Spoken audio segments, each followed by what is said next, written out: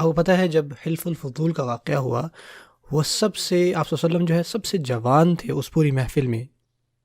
جب تمام لوگوں نے جو ہے وہ حلف لیا کہ ہم ایک رول بنائیں گے، ایک سیٹ بنائیں گے، جب وہ سارے اکٹھے ہوئے، کیوں اکٹھے ہوئے؟ تاکہ وہ تمام لوگوں کے کچھ اصول، کچھ حقوق بنائیں. ہوا یہ کہ کعبہ میں باہر کا باشندہ آیا اور اس کو نقصان پہنچایا گیا، اور اس کے بدلے میں اس نے ایک نظم لکھی، اور اس نے یہ لکھا کہ جو مکہ کے رہنے والے ہیں وہ کس طرح خود کو دوسروں سے بہتر سمجھتے ہیں، کہ ان کے پاس کعبہ ہے. یہ کعبہ ان کے پاس ہے تو اس کا مطلب یہ ہے کہ یہ جو مرضی کریں. آپ ابھی بھی دیکھیں، اگر آپ آج بھی کعبہ جائیں، آپ کیا دیکھتے ہیں؟ کعبہ کی چار دیواری کے باہر کیا ہے؟ یہ اس کلاک ٹاور کے باہر آپ کیا دیکھ رہے ہیں؟ تھوڑا سا آپ کعبہ کے غلاف سے دور جائیں، آپ کیا دیکھتے ہیں؟ آپ دیکھتے ہیں ضعیف معذور لوگ جو ہیں وہ باہر جو ہیں وہ مانگ رہے ہوتے ہیں، جو معذور ہیں، مسکین ہیں، کھا پی نہیں سکتے. یہ ہمارا اسلام نہیں ہے.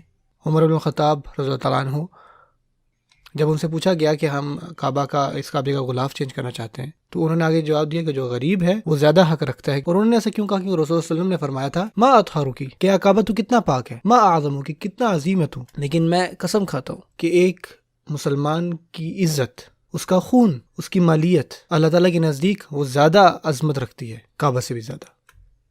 سبحان اللہ. دیکھیں، یہ ہمارا اسلام نہیں ہے.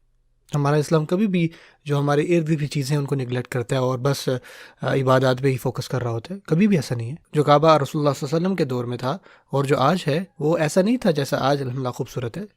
جو رسول اللہ علیہ وسلم کی مسجد نبوی تھی، وہ اس وجہ سے صرف خوبصورت نہیں تھی کہ وہاں پہ چھتریاں ہیں یا ایئر کنڈیشننگ ہے. جب آپ صلی اللہ علیہ وسلم کا زمانہ تھا اس وقت مسجد نبوی آدھی میں تو چھت ہی نہیں تھی، وہاں پہ تو کوئی کارپیٹ نہیں تھا. صحابہ نے تو زمین پہ نماز پڑھی.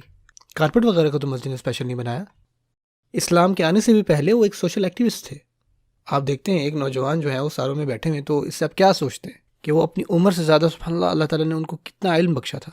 اپنی جوانی کے سالوں میں وہ ان لوگوں کے ساتھ ہیں، وہ کعبہ کی جو غلاف ہے اس کو پکڑے کھڑے اور اس بات کو یقینی بنا رہے ہیں کہ جو لوگوں کے حقوق ہیں ان کی عزت کی جائے گی. اور رسول صلی اللہ علیہ وسلم نے فرمایا کہ اگر اس کے بعد بھی مجھے دوبارہ بلایا جاتا اسلام کے بعد، میں اس کو جوائن کرتا، حتیٰ کہ وہ لوگ جو شرک کرتے ہیں ان کے ساتھ مل جاتا ہے اس میں، صرف اس وجہ سے کہ لوگوں کے ان کو حقوق ملے. آپ صلی اللہ علیہ وسلم پیسیفسٹ نہیں تھے. رسول اللہ صلی اللہ علیہ وسلم جو ہے وہ ظلم کے خلاف بولتے تھے. رسول اللہ صلی اللہ علیہ وسلم جو ہے وہ ایکٹیوسٹ تھے، وہ صادق الامین تھے، ان پہ لوگوں کو یقین تھا. رسول اللہ صلی اللہ علیہ وسلم کو لوگوں کی دنیا کی بھی فکر تھی. اسی وجہ سے جب بھی انہوں نے لوگوں کو حق کی دعوت دی نا، لوگوں نے ان پہ یقین کیا. وہ جو ان پر ایمان لائے ان کو پر یقین تھا، کیونکہ وہ جانتے تھے کہ رسول صلی اللہ علیہ وسلم ایسے شخص ہیں جو کہ ان کی دنیاوی معاملات کو بھی بہتر کریں گے، اور یہ بھی یقین تھا کہ وہ ان کی آخرت کے بھی معاملات کو بہتر کریں گے. یہ رسول اللہ صلی اللہ علیہ وسلم کا اسلام تھا.